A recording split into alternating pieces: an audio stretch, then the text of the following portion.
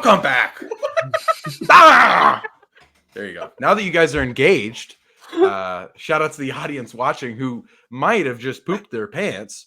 Welcome to not only episode 23 of the In the Endzone podcast, but as we're recording this, it is Wednesday, March 13th, 2024.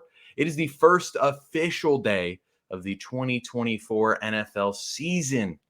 And goodness gracious, we have a lot, and I mean a lot to get into. Fellas, let's get into it. I mean, but before we do, I just want to go on air and say that we just did 3 intros, and from that intro, we kind of found out that Keaton has a bar.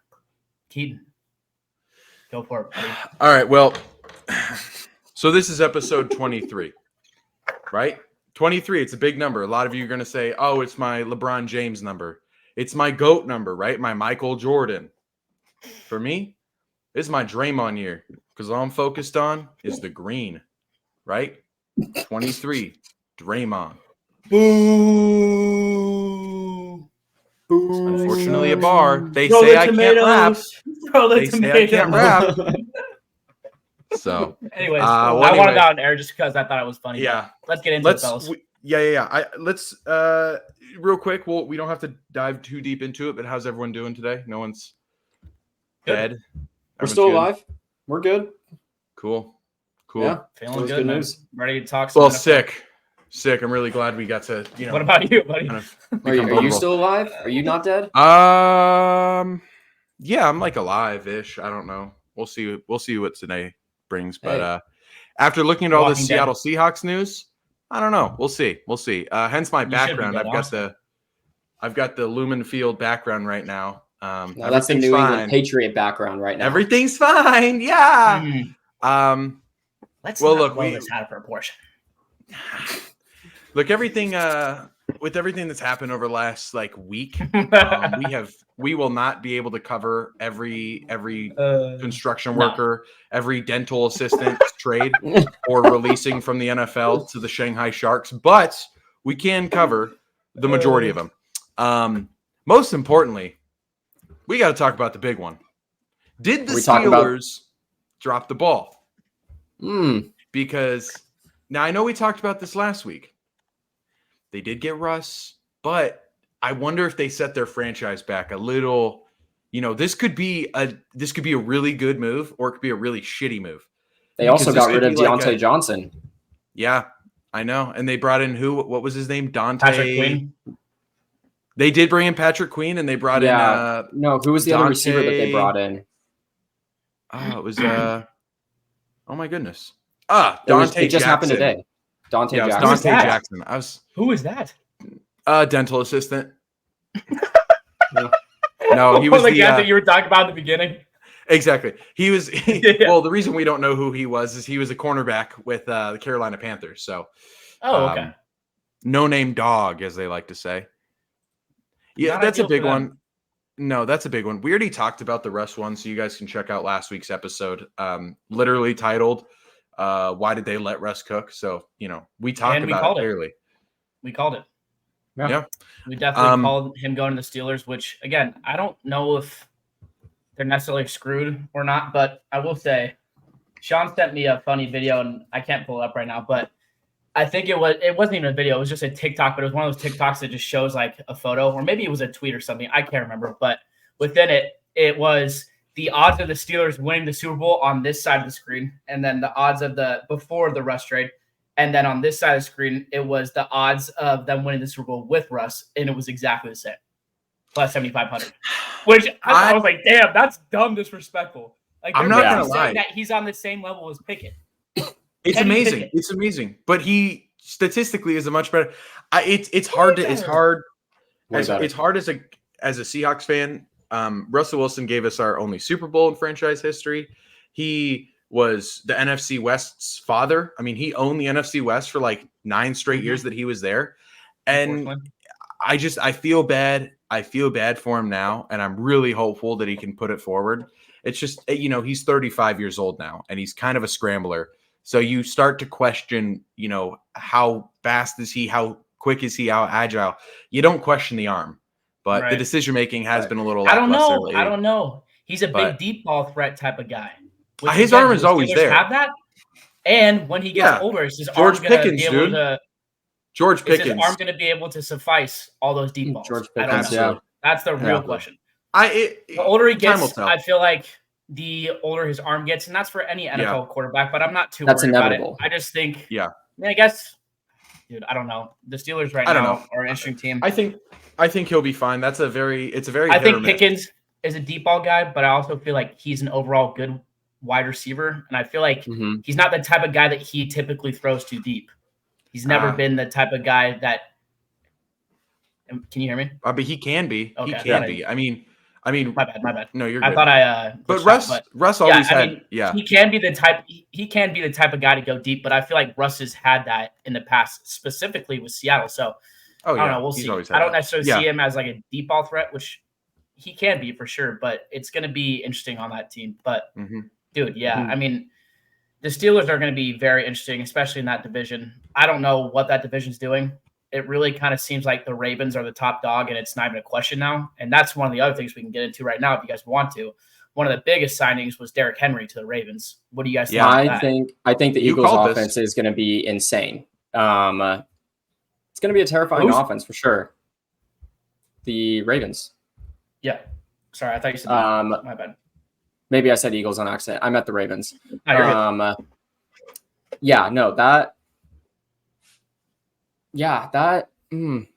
I think it's a huge trade. Personally, it's a huge trade, and I think that's going to help out with that offense a lot because we've all said Lamar Jackson is a big runner, but I think since now they have Derrick Henry. Derrick Henry is going to be able just to bulldoze over people. And I think that's going to take off a lot of pressure on Lamar, knowing that he can just comfortably go, hey, I know I can hand this off to you. And I'm confident that you are going to be able to get the yards that we do need. And I don't need to rely on myself just going, okay, I'm just going to run it for myself, knowing that's what I'm going to do. I think that's going to help out. I think it's going to help Lamar out a lot. At least I would think that that's how they would go about it. But in general, that Ravens offense looks terrifying. What are your opinions on that, Keaton? The Ravens defense has lost a lot of players. So that's, I think, very important. They invested a lot into their offense. And I kind of call into question whether that was the right move or not. I know Zach had said that he thinks Derrick Henry is a Raven. And I understand it from a personnel perspective. What I don't understand is Lamar Jackson is as versatile as he is because of his ability to run. And you bring in the best running back for the last 5 or 6 years, like albeit for the majority of the last 5 or 6 years, just a bulldozer, a guy that just can get down, pick up yards, explode on runs. And I wonder what the game plan is, because if you're expecting Derrick Henry to get 1,000 yards, that's going to take away from Lamar running. And he's so elusive because he can run. And so if he just becomes purely a pocket passer, I question how good of a passer he's going to be. I don't know if it's a personnel move, and I understand that. Like, you bring in a name. I don't know if it's the last puzzle, or I don't know if it's the last piece to fit the puzzle. Yep. Keaton, you and I are thinking the exact same. I talked to Kyle Lewis, and I told him, like, dude, what did the Ravens need in this offseason? If you were to be a fan of the Ravens, or even a GM of the Ravens, or a coach, you look at that team and you say, what do we need? Their defense? I don't think they needed anything. If they were to keep everyone, they still have one of the best defenses in the league. Their offense needed work. They don't have a running back. They don't have a wide receiver besides Zay Flowers, who looked potentially like a wide receiver one. I'm not going to give him that label yet. It's hard to give it to a slot receivers. Yeah, exactly. Exactly. My point. Right. And so I thought, going into it, I'm like, the Ravens are either going to go pick the best wide receiver out of free agency or the best running back, right? I don't know if they got the best running back. We'll talk about Saquon later, but they got one of them. However, I think they did it while falling into the trap, like you're saying. I don't think this is one of those things where it's like it's the final puzzle piece, but I think it can be the final puzzle piece with maybe a part of it actually missing, if that makes sense. Like, it'll fit into it, but a part of it isn't going to completely fit because of a portion of it's torn off or something, you know? Like it's the right fit, but it can be something where something's still going to be missing. Like you said, the Ravens and Lamar specifically have been one of the best rushing offenses in the league. Mm-hmm. And so when you look at a guy like Derrick Henry, you bring him in, you say, okay, yeah, he's a beast. This man can bulldoze through everyone. He still has a couple years left. He plays a lot younger than he is. However, I look at it and I'm like, man, was that going to be the actual answer to winning a Super Bowl? Like you look at this and it's like, you're not going to throw the ball to him. You're not going to throw the ball to him. And it's like, I think they needed pass catchers. And I think of it now and I'm like, if you gave him like, honestly, I would say a Tony Pollard-esque running back who's so lethal on both passing and catching. I think that fits the bill a lot more, but Derrick Henry is not. Yes, he can run. He can run a quick out route and catch, a little wheel route for 2 yards and break some weak tackle. Exactly. But Lamar is the running back and the quarterback. That's what makes him so elusive. He had a subpar year throwing the ball, but because of his rushing stats, it's like, okay, the guy's basically Shohei Ohtani of the NFL. And I don't see Derrick Henry fitting that offense. I don't think they needed a bulldozer running back, but I could be wrong. That's the thing too. I went on to NFL.com and I looked up the top 5 rushing teams from the last couple of years. If you were to name a couple of teams, you would think the Ravens, the 49ers, all the teams that are physical, right? And I started looking at these stats. I'm like, wait, they can't be including Lamar Jackson's rushing stats in there, because the Ravens last year, I remember specifically, were the number 1 rush team with Lamar. But again, on NFL.com, they were like 15th or something. So, it makes sense that offense runs through Lamar. However, now you have a superstar that's going to want the rock and needs the rock, especially with that offensive lineman. What are you doing with Lamar? Like, you just made him into a passer basically only, a pocket passer only. Closest that offense, it's gonna be like when James Harden and Russell Westbrook came together. Both superstars, but what are they gonna do? Someone needs the rock. Someone needs what a good comparison is? I think Lamar is gonna turn into what Jim Harbaugh tried to turn Colin Kaepernick into, and that's purely a pocket passer. And we saw that when you take away, I had 2 different quarterbacks, but when you take away the legs of a pure scrambling quarterback and force him to throw when that's not necessarily his strong suit, it severely limitizes what your offense is capable of. So I don't know. Time will tell. What happened in the Kansas City Chiefs playoff game. That's exactly what happened. You saw OBJ mic'd up and he was like, bro, use your legs. That's why we love you. Use your legs. He didn't do it. So again, we'll move on. But I think that's one of those things that it's just crazy to me. But moving on to something even crazier. I just want to say, Ant, go ahead. You had said or mentioned something earlier. I don't know if I misheard you, but the Eagles offense is terrifying. The Eagles offense actually looks like probably one of the most terrifying offenses right now, in my opinion. Maybe next to the Niners still at the moment, for as far as we know. But the Eagles picked up Saquon Barkley. Now, before we go into a little bit more about how this offense is going to run, let me just read it off. Just quarterback, running back, wide receiver, and tight end. So quarterback, we have Jalen Hurts. RB1, we have Saquon Barkley. RB2, we have Kenneth Gainwell. Wide receiver 1, we have A.J. Brown. Wide receiver 2, we have Devontae Smith. And tight end, we have Dallas Goedert. Insane. You got to be shitting me. Insane on paper, bro. Like, that offense, again, is one of those things where it's like, man, is this a fever dream? Like, again, and they've lost a lot of linemen, both on the defensive lineman side and the offensive lineman side. I believe they only lost 1, but dude, I mean, it's just crazy. Like, that team looks scary, and I hate to say it because I hate the Eagles, but I'm low-key worried about them now. I am very worried about them now. That team, which sucks. Jason Kelce right now is punching the air. I literally just saw him. I think he went on a podcast. Maybe it was an interview. I don't know. I don't think it was his own podcast, but he went on somewhere and was talking about it. Maybe it was his in the New Heights, but he was like, dude, I was like kicking myself like before I retired because I knew like something good was going to happen with this team. And now I feel like I'm missing out not being able to play with Saquon. I'm like, dude, like that is so dumb, bro. Y'all signed Saquon a week after you retire. Like, that's crazy. But that's the thing. It's another one of those, like, I actually think Saquon's a good fit. But can Saquon stay healthy? I think that's the biggest factor. And does this allow Jalen Hurts to return to his MVP caliber play that he had in 2022 when they played the Chiefs and lost? I don't know. They lost 2 key offensive linemen. They obviously have some rookies that are up and coming, so that's good for them. But I do think a healthy Saquon is a great fit for them.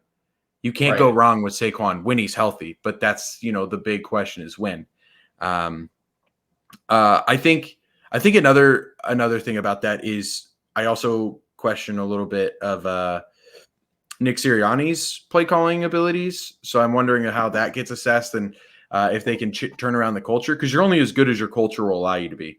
You could have all the right pieces and all the right fits.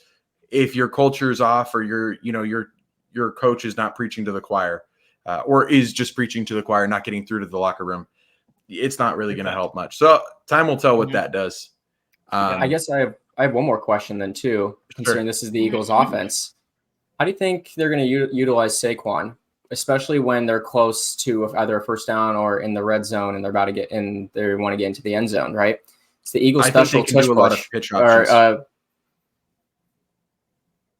I think they do a lot of outside handoffs and pitch options to Saquon because he is so elusive and so shifty.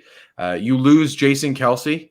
It's hard to get that because he is the reason that Jalen Hurts has all those. It's not the right and left guards. It's literally the center, because the center in that scenario is the most important player, and Jason Kelce was the best at what he did. So I would expect Saquon to still get those hand-ups up the middle, but I would say he probably gets more pitches and handoffs outside. Here's the thing, though. I don't know. I think that the push-tush is so efficient, they don't go away with it. They don't go away from it. That's fair. And I think if they do get close, he's still going to score a fuck ton of touchdowns. Jalen is, that is. But I think Saquon gives them the ability to toss the ball off, which, again, I think DeAndre Swift is a great running back. He's not Saquon. He doesn't have the explosion, the strength, none of it. So I think Saquon gives them the ability to, like you said, do a handoff or do a pitch or do anything, and he breaks it for 20. Rather than, nickeling and diming and having to get 5 yards away and doing the tush push. Again, I also think that offense doesn't necessarily run through running backs in the red zone. They're kind of a tight end, wide receiver, push-tush type of offense, which, again, I don't think is a bad thing, but it's going to be very interesting to see what they do with Saquon. Because you don't just have a Saquon and that's hella funny. If you guys didn't see this, Keaton just changed my name to New Mike Who Dis, but I don't even know what my name is. I can't even see it. Sorry, it's kind of hidden with the overlay. What does it say? Oh, yeah. Anyway. I don't know. It's going to be interesting at least to say what is going to happen with Saquon when they get into the red zone, because I think that was like the main thing. I bet Swift was irritated. I bet Jalen was like, hey, this works. It's efficient. Why would we go away from it? So it's like, to me, even with Saquon, if you're efficient with something, you don't go away from it. But I also feel like he opens their playbook up, like you said. So it's going to be interesting to say the least. Yeah. Well, let's jump into a few we expected this to happen. Maybe not to the right team, but we expected something like this. Michael Pittman gets re-signed to a pretty fat extension. No shock there. He's literally he's their knight in shining armor. He's really good. I think he's a top 10 quarterback wide receiver, top 15 at least in the NFL. He gets a 3-year deal worth up to $71 million, including incentives, all that stuff. Another easy one. Baker Mayfield re-signs. That's a gimme. Baker Mayfield re-signed to a pretty Geno-like contract. 3 years, $100 million. I think it was like 85 or 75 guaranteed. Up to 150 million with incentives. I think for him, just in the context of Baker, I want to say just a big congratulations to the guy. Got signed to the Panthers, played on their practice squad. He kind of just stuck around on a veterans minimum, or like on a minimum deal for like $1 million. Did exactly what he needed to do. Found a great opportunity in Tampa. And made the most out of it, man. And he balled out this year. I'm hoping it wasn't a fluke. Could have been a Geno Smith year, but I think Baker's better than that. they gave him the tools to work with, and he played really well. That happened. A big one. Huge. I think this was the biggest quarterback one that I don't necessarily know was or wasn't expected. We didn't expect the team, but Kirk Cousins, 4-year, $180 million deal to Atlanta. Insane. Kurt Cobain's about to test out some BBLs like a family man he is. I mean, you can't script it. That's a huge one. It does move the needle a lot for the Falcons. I believe they also they got another wide receiver too. Yeah, they signed Mooney. Darnell Mooney. That's right from the yeah. That's a huge pickup. Yeah, I mean, if we're gonna get into it, let's get into some of the teams that have cooked. I mean, the Vikings, Texans, and Falcons have cooked completely. Their teams right now look dangerous, and there's a couple other teams that we could say look dangerous as well. But I mean, for Houston, man, I honestly give them an A+. They have been the best team, I think, in all of football free agency. Let's just go over a couple of them. They signed Jeff Okudah, who, again, isn't like a great cornerback, but has the potential to be so. Mm-hmm. They signed Aziz Shire at linebacker, 3-year deal. I don't remember what he got paid, but he's a great linebacker. They traded for Joe Mixon, and they signed Danielle Hunter. 4 star players, and now their offense looks like C.J. Stroud, Joe Mixon, Dalton Schultz, Nico Collins, Tank Dell, and Noah Brown. Like, that team is a Super Bowl contender. And if they're not, they're a year away. And then I also wanted to shout the Vikings. Losing a player like Kirk Cousins is pretty difficult, but I think that they've done the most with it. They got Jonathan Grenard, who's a defensive end from Houston. He was a baller last year, torpedo type of player who just loves to play with a motor. They also got a linebacker from Miami, who was Andrew Van Ginkel, who when we played him, he played very well. They signed Aaron Jones, which might have been one of the best free agency signs I've seen all year.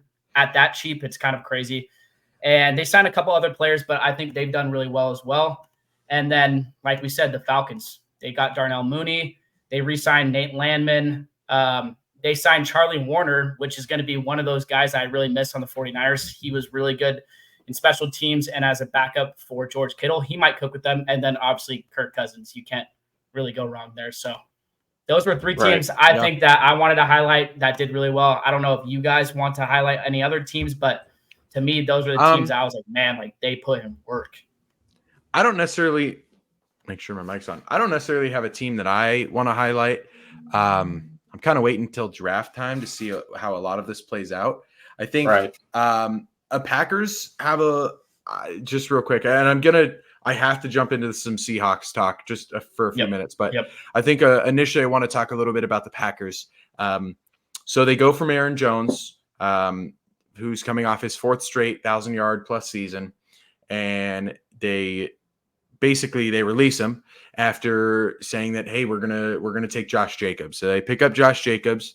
I believe they're paying him an extra like $2 million, and it's kind of a head scratcher for me because Aaron Jones, obviously a little bit older, but as durable as he's always been. He's been as consistent as he could be with that team. He stuck through with some really weird situations. And Josh Jacobs last year didn't play great. Now, granted, half the season they were running with an awful quarterback. Well, yeah, kind of. He was bouncing between 3 different quarterbacks and an awful head coach. And he didn't really start playing well right until about the end of the season. So it doesn't necessarily move the needle for me. It just feels like you swapped out parts on a car, but you replaced with the same part, you know? Okay. Or a younger I'm going to version. hop in. Exactly. I'm going to hop in and give my insight here. This makes no sense to me at all.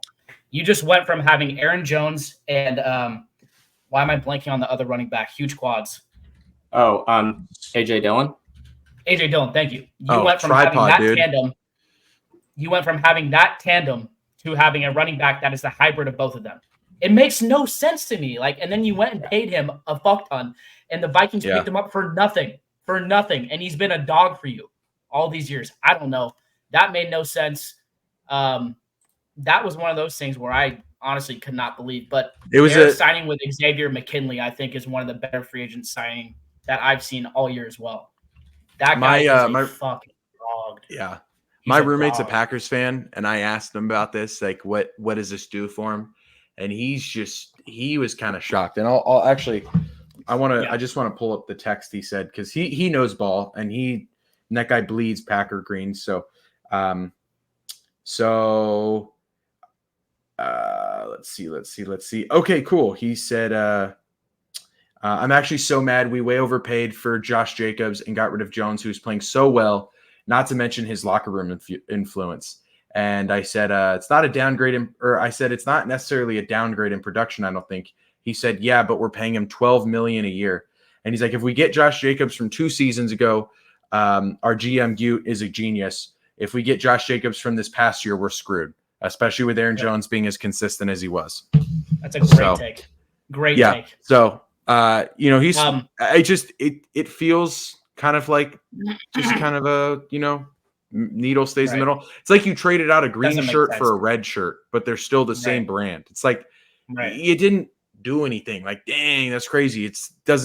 Nothing changed. Okay. I did want to talk about. Hold on a second. Go ahead.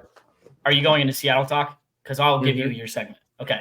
Before you do, there was another team that I forgot to mention that honestly might have had the best free agency that any other team has had.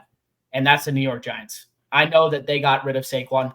Saquon was asking for too much, which I get. I do understand this franchise might be not one of the greatest, and they might have ruined one of the better running backs we've seen in a while. However, with doing so, they have signed Brian Burns, Jalen Mills, Drew Lock as their backup, Isaiah McKenzie, who's a wide receiver, John Runyon from the Packers, who has allowed 7 sacks in his whole career.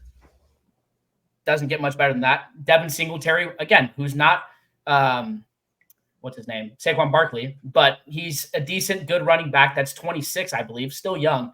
And then a couple other linebackers. So I just looked at that team and I'm like, dude, like imagine that defense now. You got Dexter Lawrence, you have Brian Burns, and then you have Kayvon Thibodeau.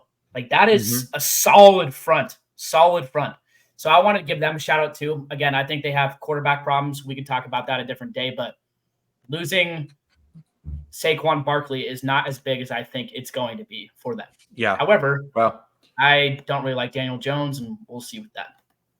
You can't make an excuse for Daniel Jones after this year. He literally has everything. No, they have offensive line.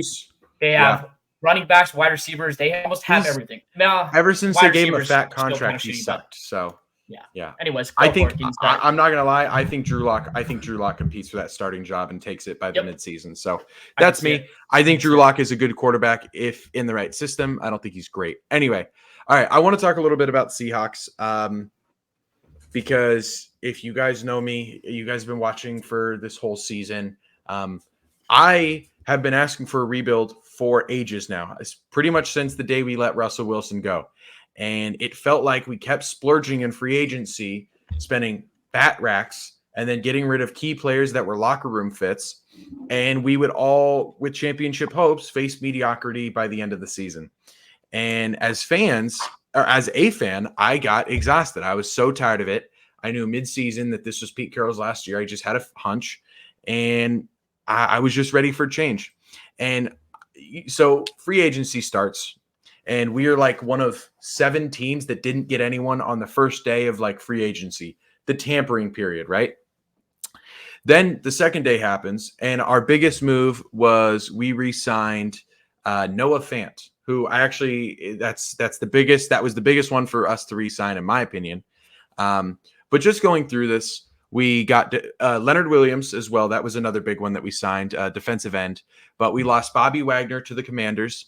We lost Colby Parkinson to the Rams, Drew Lock to the Giants, our guard Damian Lewis to the Panthers. We lost DJ Dallas to the Cardinals, and we lost Jordan Brooks to the Dolphins. Ooh, you lost Jordan Brooks? So, but I'm not upset at that. I'm not upset. We clear up a huge amount of cap space, and from an outside or from like an insider perspective, who's been wanting this, I'm very. He was your leading tackler, though, right?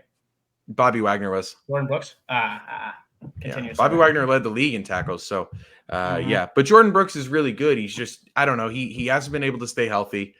Anyway, if you include everything, we've only actually nabbed 3 players in this entire free agency list. one of the biggest head scratches for me though is not making a qualifying offer to Jordan Brooks, right? It's fine. He leaves for 10 mil a year. Okay, I understand that. Like, we want to save cap space, whatever. But I really wanted Patrick Queen, and Mike McDonald is the former Ravens defensive coordinator. Couldn't nab him, and he goes to the Steelers for 13 mil a year. So I start scratching my head a little bit more and thinking, okay, well, we could have made a qualifying offer. We have $74 million in free cap this year. I start to kind of realize that this is literally what I asked for. And I start looking at like Twitter and all that stuff. And people are like, John Schneider should be fired. This is like mutiny. We're going to go 4 wins. And the amount of times I had, like, I had to watch, like, look at these and realize, damn, we've not only been spoiled, but we've been so beaten and battered by being a mediocre team that fans literally don't know how to act around the idea that, hey, maybe we just suck this year to build for next year. Like, you can't turn water into wine in one day. And I think ever since the Super Bowl in 2014, we've been trying to do that. And anyway, it is weird, shout out Bobby Wagner, I think the greatest Seahawk in franchise history, other than Steve Largent. There's nothing that guy could do right now that wouldn't make me love him. But we got rid of a lot of named players, and I think we trimmed a lot of fat. So I just have to say, like, I'm finally we're in a rebuild, and it's the first time since 2010 that we don't have like championship aspirations of like, this is the new plan moving forward, that, hey, we're going to compete for the playoffs. I think this year we suck balls, dude. I think this year we just suck ass. Figure out what we need to do. We have 5 compensatory. I don't know how to use the word, but we have 5 draft picks that we've gained from letting these players walk. And knowing how Seattle's been the last few years with our late round draft picks, I've got faith. I think we have a lot of good backups, and yeah, we're not going to be good this year. That's fine. But it's just, it's like a lot of, like we had it in our notes, like, what is Seattle doing? I think they're doing exactly what they should have been doing 6 years ago. They're doing it 6 years too late. We're not going to compete with the Rams. We're not going to compete with the Niners this year, but I'll be damned. The Niners are going to hit a cap wall here very soon. I think they have one year left of contention, heavy contention, and 2 years was like, okay, they could do it. I think Seattle has 1 year where it's like, okay, they're going to not be good this year. They might finish like 6 wins. Next year, the year after 2025, I could see that. I think it's like, okay, I see the plan. I see there's literally a path to success here. So I can see that. Yeah. We also splurged. Do you think you draft a quarterback? Well, I wasn't sure based on how this free agency was going to go. I think if we're there, we go. If he's there in the second round, where I truly believe we go Michael Penix. I think he has the most upside of anyone in this draft. He just has the lowest ceiling. Or what is it? Lowest floor? Yeah, he's the lowest floor, but the highest like ceiling or whatever it is. Right. He would fit in that franchise too. He would. He would fit in that team for sure. And plus, Ryan Grubb was the offensive coordinator in Washington, and he's now our offensive coordinator in Seattle. So it would literally be the perfect fit. But yeah, Seattle. I think Seattle's doing exactly what they should have been doing years ago. I think John Schneider is right on course now, and we bring in a new head coach. It's time to introduce a new culture. So that's my Seahawks talk. Fair enough. We'll see what happens later. So I got something I want to talk about, and I honestly can't believe more people aren't talking about this. What are the Cowboys doing? Dude, hold on, I gotta pull. They're doing nothing. What are the Cowboys doing? They've done nothing. They picked up Eric Kendricks from the 49ers. They just stole it from us. Yeah. They just stole him from us. And that's the only free agency that I've seen at all that they've done. That was today, right? This whole free agency. One thing. And they stole a linebacker from the 49ers. I can't believe it. And it's to the point right now where former Cowboys Des Bryant feels lack of free agency activity is because they're rebuilding. Rebuilding? How are you rebuilding with that team? They're rebuilding. They just aren't making moves. No. You did one move and you stole a linebacker from your rival. That was your move. It's blasphemous. I can't believe it. I don't understand it. Do you guys have any insight that I'm missing? What's happening? No, what do you guys they're not. I don't think they're don't know what they're doing, honestly. I haven't heard them saying that they're in rebuilding, but they haven't done shit. They haven't. I don't. There's so many issues, and the other thing, I mean, I guess the other thing that they did was they got rid of Pollard. Yeah. And yeah, we'll talk about where that. Where did he go? He went to the Titans, right? Yep. Or something like that. Yeah. Yeah. They got Eric Kendricks, and that's it. That's literally it. And they were the last team. I mean, it's just crazy to me, man. Yeah. They were the last team to get a player in free agency from another team. And I don't know what the goal is. I don't know. There's a lot of question marks here. With the Eagles doing what they're doing on offense and bolstering this offense that they so badly needed to do, it's a head scratcher. I have this video and I'll share it real quick. I would anticipate we'll be all in.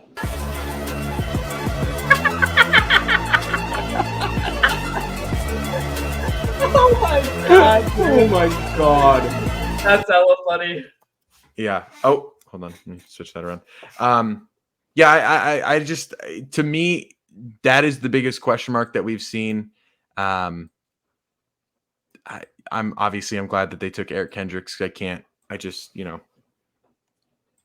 have another Niners player. But yeah, I don't know. I literally, it's a head scratcher. I have no idea what their plan is. Unlike Seattle, I literally don't know why they want to. They're acting like it's a blow up year. Like we're not going to do anything. Maybe they just wait for the draft and see who falls to them. Who knows? But it feels weird to not capitalize on the success and try and at least turn out. You're the most wealthy team in NFL, not in terms of cap space, but in terms of market share. And you come off a year where you very well had Super Bowl aspirations, and you don't capitalize with them in free agency. It's weird. It's a little head scratcher. It doesn't make sense to me. And maybe Mike McCarthy's still he's at Waffle House ordering off his big menu right now, and he's too distracted on a waffle. Fat ass. Well, I'm going to go into something else, and I think there's a couple of teams where I look at them and I'm like, what are you fucking doing? What are the Bears doing? Yeah. We look at this Bears team. They have the second most money in cap space. Excuse me. They have the second most money in cap space. Who have they signed? Okay, well, let's look at it. They signed. Is this the right? Yes. They signed DeAndre Swift to a 3-year, $24 million contract. Overpaid. Kevin Byard, who played for the Eagles last year, did not play well. Patrick Scales, don't know who that is. That's a long snapper. Jalen Johnson, 4 years, $76 million. Dude, like you just paid a cornerback $19 million. I don't understand it. What was the weakness of your team last year? Offense. What are we doing? Like you just picked up DeAndre Swift. Okay, he's decent, but you paid him $8 million. Like I just look at some of these teams. Another team, the Titans. What are we doing as the Titans, bro? What are we doing? Yeah. We signed Jeffrey Simmons. I'm not even going to say we. They signed Jeffrey Simmons. Okay, who else did they pick up?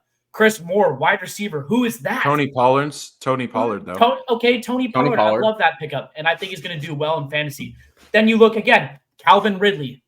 Okay, what did Calvin Ridley do last year after he was supposed to be a top 10 wide receiver? Nothing. What did he do? He did nothing. He had the second most drops in the NFL.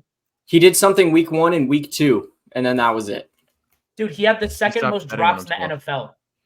4 year, $92 million. I mean, so since free agency, the Bears have hinted that they're gonna trade Justin Fields. I saw that there was a rumor today that he's that's a rumor, so who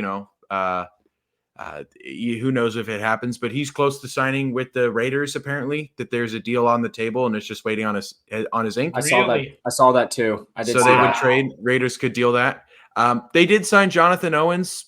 Okay, doesn't move the needle.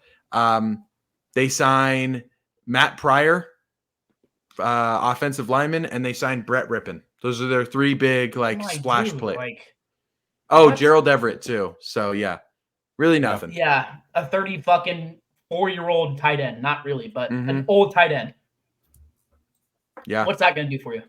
I mean, Nothing. I honestly couldn't believe that, honestly. Nothing. When I saw it, I was just like, I can't believe this. But yeah, getting into one of the last things that I want to talk about, the wide receiver market right now scares me. The 49ers, like you said, are in cap space hell right now. We are releasing some of our, I'm not going to say better players, but good players that have been on our team for a while. Eric Armstead, for example, we had release today, which sucks. But we're releasing some good players because we're in cap space hell. However, we're also trying to sign one of the best wide receivers in the game, of Brandon Ayuk. So I look at these two deals, right? Calvin Ridley got paid $23 million per year with a 4-year, $92 million contract. And Michael Pittman Jr. got paid 3 years, $71 million. That's what you said? I think that's what you said, yes. Which comes out to $23.67 million per year. Which means, oh, God, what is Justin Jefferson going to get paid? Well, I saw a tweet yesterday that said that the Vikings denied Justin Jefferson's $30 million contract. Okay, well, we look at all three of these guys, right? Justin Jefferson's on a league of his own, or in a league of his own. Michael Pittman Jr., I think, is good. I think Brandon Ayuk is better. And I definitely think that Brandon Ayuk is better than Calvin Ridley. So we're going to have to pay him roughly $25 million. And you don't have that. Let's look at that. Let's look at that as, okay, fuck, he's our best player on offense that we need to sign. He's a necessity. Well, then you keep looking down the list. Who do we have that is worth a lot of money? Again, Eric Armstead, he's gone. Fred Warner is getting paid the veteran minimum as a linebacker right now with incentives to earn all of it back. I mean, if there's a guy that you look at and you say, damn, I want him as a teammate, Fred is that. Kyle Juszczyk just went and restructured his contract. So, again, I look at this team and, we've made a couple of moves on defense, which makes no sense to me, but we signed Floyd, which I think is a good pairing with Nick Bosa. We've also talked about Joey Bosa, which I don't think will have the money to do so with Ayuk, but we'll see with that. We signed Malik Collins, who's a defensive tackle with Houston, which I thought was a cool signing, and then a couple other defensive linemen. Nothing really that I've seen on offense besides like re-signing people. And again, I think Floyd is probably our best signing to pair with Nick Bosa. But I look at this, I'm like, man, like, what do you guys think is going to happen with this? Because the Niners have to sign him.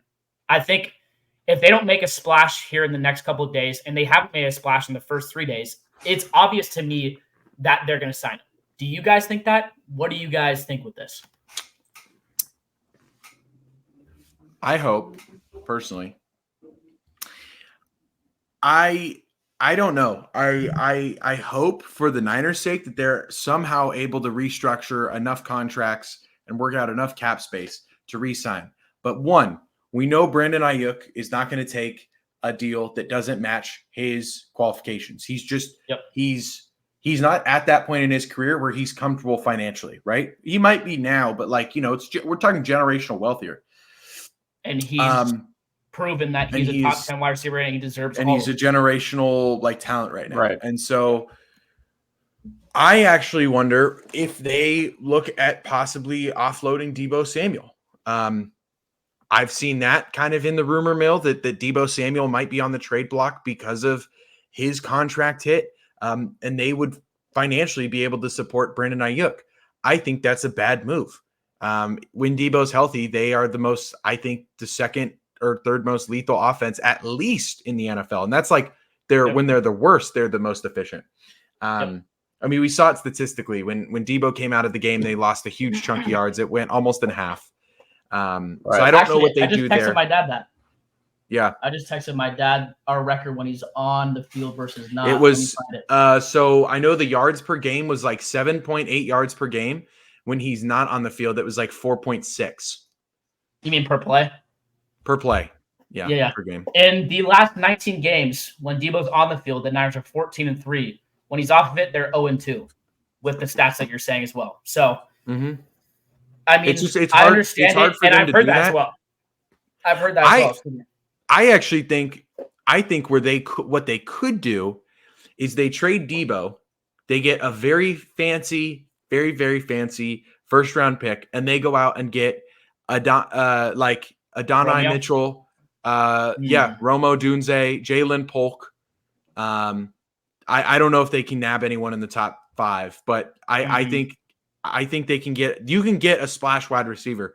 There is a Romo plethora of Dunze them in would the be a draft. fucking dog for the 49ers. But I think He Romo would Dunze fit goes in the in top 10, so well. so it'd be Yeah, very he tough. will. Mhm. Okay, and So, here's my thing. I can Here's see my that. thing. With everything that's happening, we offload Armstead. We haven't really made a lot of moves. Our offense was the one thing that failed us in the Super Bowl. We haven't done much at all with that. I think the 49ers are doing this. We're going to restructure as many contracts as possible. We're going to sign Brandon Ayuk, but Brandon Ayuk's contract is going to be backloaded, which means everyone that's going to get paid for their backloaded contracts these next couple of years are going to get paid, but Brandon Ayuk will not until it's later on, right? With that being said, I think we're going to draft a offensive lineman because we haven't made any moves on the offensive line, and that's what we need. So we're going to sign Brandon Ayuk. We're going to draft an offensive lineman, and I think next year, Debo and Brandon Ayuk will go at it, and next year we're fucked. We have 4 guys I think that we need to sign. And I think if Debo does not do well, we trade him then. The Niners aren't going to trade Debo. They know his value too much. He's changing his number to number 1, or he's trying to with the 49ers. They're not thinking about getting rid of him. And if they were, it wouldn't shock me, but it would shock me. But I think they signed Brandon Ayuk, and I think with that being said, I'll be happy with free agency. But I'm still worried about offensive line, man. I still am. And we signed Colton McKivitz, and to me, McKivitz made no sense. Feliciano's still a free agent. McKivitz, we signed to a 1-year, $7 million deal or something like that, which, again, makes no sense to me. But I don't know. We'll see. Yeah. The 49ers haven't really made a big move, and I know they're going to soon. Mm-hmm. Yeah. Mm-hmm. That wraps up Like everything that I had to say. Do you guys have any other people you want to talk about? I got like 2. Just I'll make it quick. Mm-hmm. An easy one that we all kind of knew was going to happen. T. Higgins declines his franchise tag offer, requests a trade officially. I believe they just lost Tyler Boyd as well, right? Mm-hmm. So yes, they did. Yeah. So that's a big one. This is one we haven't talked about. This isn't one we talked about yet. We'll talk about that one last. I'll just say Gabe Davis, wide receiver with the Bills. The Bills have lost a few players in this draft or in this free agency. Kind of wild. He signs with the Jags. So Colby Parkinson, I mentioned, tight end for Seattle. I think he's a good tight end. Signs with the Rams. And the Raiders sign Christian Wilkins from Miami. Huge pickup. He'll play opposite Max Crosby. And those two are going to smoke the AFC West quarterbacks. Russell Wilson is so thankful he doesn't have to face them. Yeah. So, yeah, that's crazy. But one thing before we end it, I've been seeing rumors, and this would be wild. But I've been seeing rumors that the Bengals are getting rid of Joe Mixon and T. Higgins and Boyd to sign one wide receiver that declined. Joe Mixon is gone. Recently. I thought Joe Mixon was gone. He is. That's what I mean. Yeah. Okay. That's what I mean. I thought you said they've gotten rid of it, or they're going to. This is the rumor. What I'm about to finish. Oh, okay. I've heard that they're getting rid of all these players because of one singular guy that has not signed a big contract yet. Justin Jefferson. Do you guys know who that is? They want to bring back the trio. Yep. Bring back the trio. You think they want? I've heard the rumor too. I've heard the rumor too. I mean, Justin Jefferson, Jamar Chase. Just throw the ball up in the air. They're gonna score. Like that would be really crazy. That would be nasty. JJ, Jamar Chase, and fucking Joe Burrow. That would be the most legendary trio of all time if they were to win a Super Bowl. Yeah. Be the best national championship team of all time, or best college football team of all time, in my opinion, and then win a Super Bowl together. Like, oh my God, that would be legendary. Yeah, that would be crazy. Do you think Justin Jefferson would take that? You think he would if they paid him right, and if they paid him like at least close to what he wanted, knowing that he'd be back with Jamar Chase and Joe Burrow? Do you think he'd take it? Who's the highest paid wide receiver in the league right now? Great question. I actually do not know that. Is it Justin Jefferson or no? No, not yet. His new contract is going to make him that. Tyreek Hill making $30 million a year.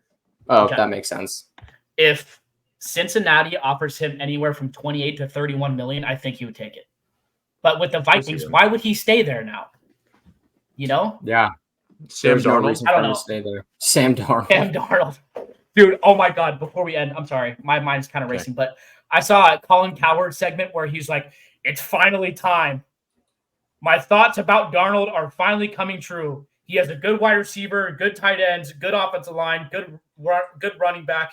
He is going to be great, and I still think by that. Like, dude, Colin, get over it, man.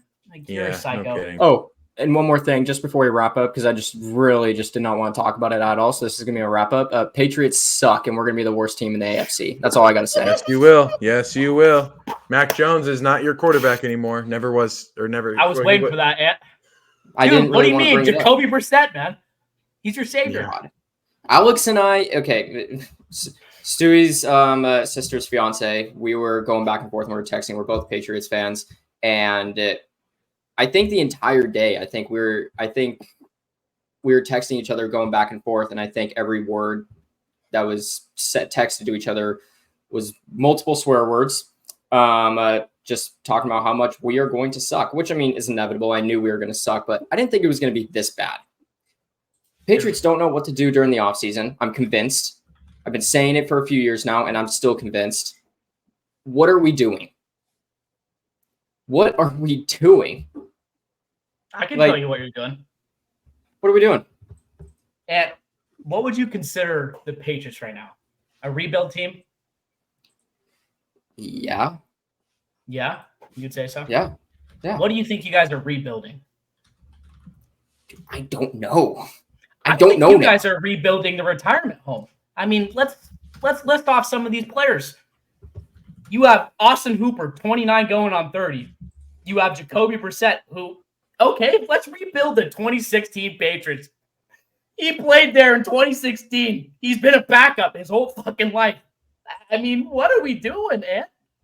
What are we doing? Oh, but dude, how can we forget this? Kendrick Bourne, your wide receiver one, man.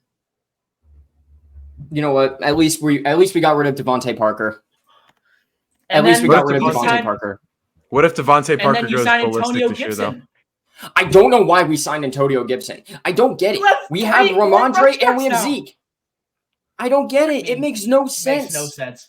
Why did we sign Antonio Gibson? There's no reason, no rhyme or reason to sign another running back. There isn't. Makes no sense, man. Sign receivers. Sign a quarterback. I'm sorry, a better quarterback. Why do we have Austin Hooper? We have Hunter Henry. We just re-signed him. You guys are set. You guys are so set for success. Success. Zach, I can't wait to watch the Niners. Actually, no, I can't wait. I don't even know. Like, Niners play the Patriots in 2024, and it's gonna be. You wanna know? You're just gonna be laughing. You and I are gonna be sitting on the couch together. I'll be in Rosita. You'll be in the couch, or vice versa, and you're just gonna be laughing at me while I'm just gonna be just fists in the air. Maybe I'll break my closet door. You never know. Listen, this will be most of the NFL. Remote at the TV. This will be most of the NFL during that game.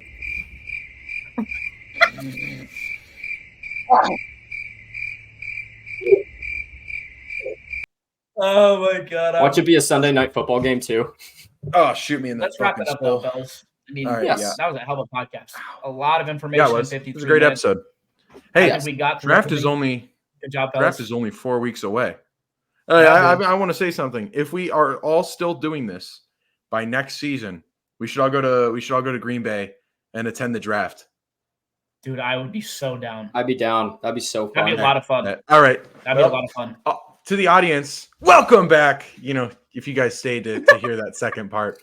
Now you guys are catching on, you guys are expecting it. Well, no, thanks for tuning in to our episode. Zach finally sounded good, looking good. Ant, Ant's depressed. But he's depressed. Depressed Patriots fan. Depressed Patriots fan. Say that 5 times fast. Thanks for watching the episode, and we'll see you next week. Yeah. Like and subscribe. Thanks, y'all. Hey, yay, yes.